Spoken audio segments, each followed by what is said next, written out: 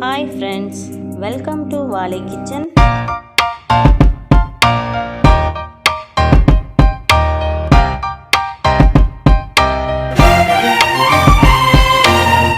Vaalai kitchenல உடைச்சு ஊத்தின முட்டை குழம்பு எப்படி செய்யறதுன்னு பார்க்கலாம்.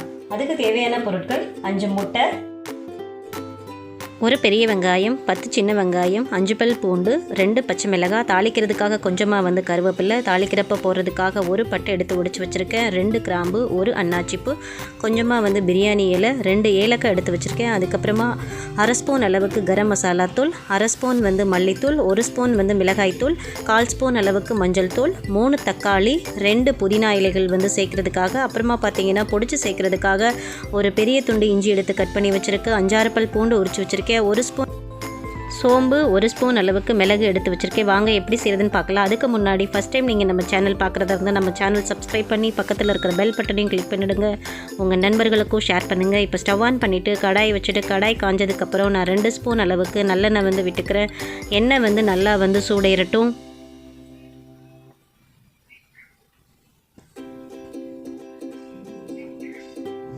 இப்போ எண்ணெய் சூடானதுக்கப்புறமா 1 ஸ்பூன் அளவுக்கு சோம்பு ஆட் பண்ணிக்கிறேன். சோம்பு வெடிச்சதுக்கப்புறமா நம்ம தாளிக்கிறப்ப போடுறதுக்காக எடுத்து வச்சுருந்த பட்டை, கிராம்பு, பிரியாணி இலை அதெல்லாம் ஆட் பண்ணிக்கலாம்.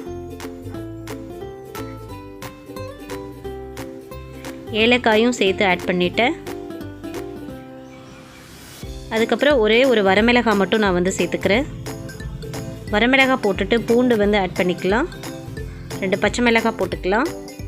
இப்போ நம்ம எடுத்து வச்ச பெரிய வெங்காயத்தையும் சின்ன வெங்காயத்தையும் தோல் உரிச்சிட்டு நான் கட் பண்ணி வச்சுருக்கேன், பொடியாக கட் பண்ணி வச்சுருக்கேன். அதையே ஆட் பண்ணிவிட்டு நம்ம லைட்டாக கிளறி விட்டுருங்க.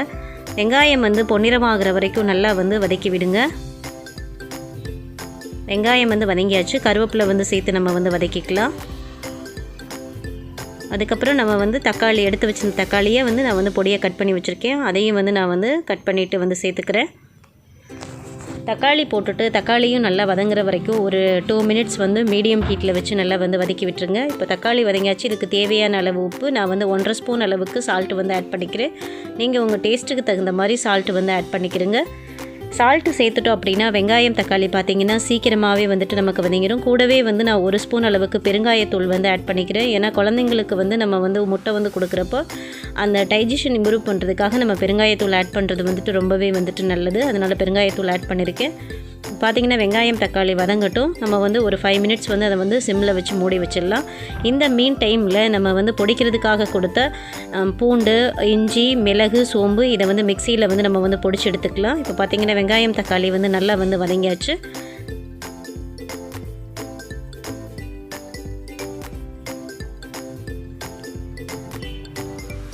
இப்போ நம்ம 2 புதினா இலைகள் எடுத்து வச்சுருந்தோம் இல்லையா, அதையும் நம்ம ஆட் பண்ணிக்கலாம்.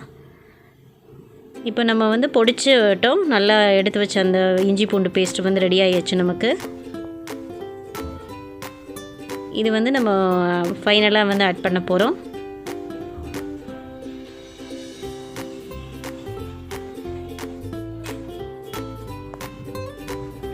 இப்போ நம்ம மசாலா எல்லாமே ஆட் பண்ணிடலாம். மஞ்சள் தூள், மல்லித்தூள், மிளகாய்த்தூள், கரம் மசாலா தூள் ஆட் பண்ணிவிட்டு நல்லா கொஞ்சம் கிளறி விட்டுருங்க. மீடியம் ஃப்ளேமில் வச்சே நல்லா கிளறி விடுங்க.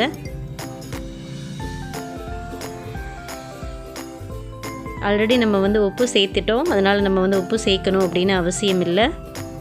இப்போது நம்ம பொடிச்சு வச்ச அந்த இஞ்சி பூண்டு பேஸ்ட்டு மசாலா கலவை இதில் ஆட் பண்ணிக்கலாம். கொஞ்சமாக தண்ணி சேர்த்து நீங்கள் ஆட் பண்ணிக்கலாம். ரொம்ப நைஸ் பேஸ்ட்டாக அரைக்கணும்னு அவசியம் இல்லை. குறகுறப்பாக நீங்கள் அரைச்சிருந்தாவே போதும். இது நல்லா போட்டுட்டு இதோட பச்சை வாசனை போகிற வரைக்கும், இந்த பேஸ்ட்டோட பச்சை வாசனை போகிற வரைக்கும் நம்ம கொஞ்சமாக வதக்கி விட்டுக்கலாம்.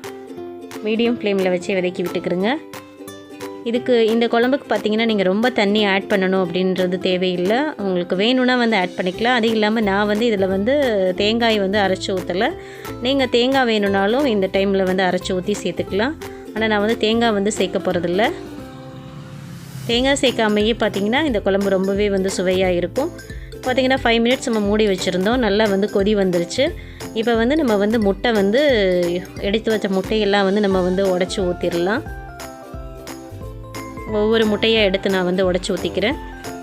அடுப்பை நல்லா சிம்மில் போட்டுட்டு இப்போ 5 முட்டையுமே நான் உடச்சி ஊற்றியாச்சு.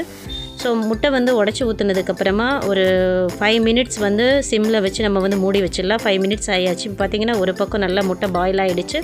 எல்லாத்தையுமே நான் வந்து அடுத்த பக்கம் வந்து திருப்பி போட்டுக்கிறேன். ஸ்பூன் வச்சு ரெண்டு ஸ்பூன் வச்சு கூட நீங்கள் வந்து எடுத்து போடலாம். ஏன்னா எடுக்கிறப்ப நமக்கு உடையும். அதனால் கரண்டியால் திருப்ப முடியல அப்படின்னா 2 ஸ்பூன் எடுத்துகிட்டு 2 பக்கமும் வச்சுட்டு நீங்கள் வந்து திருப்பி போட்டுக்கலாம். திருப்பி போட்டுட்டு எல்லா முட்டையும் நான் வந்து திருப்பி போட்டுட்டு மறுபடியும் ஒரு 5 மினிட்ஸ் வந்து நீங்கள் மீடியம் ஃப்ளேமில் வச்சு மூடி வச்சிடலாம். இப்போ பார்த்திங்கன்னா 2 பக்கமுமே நல்லாவே வந்து பாயில் ஆகிடுச்சு.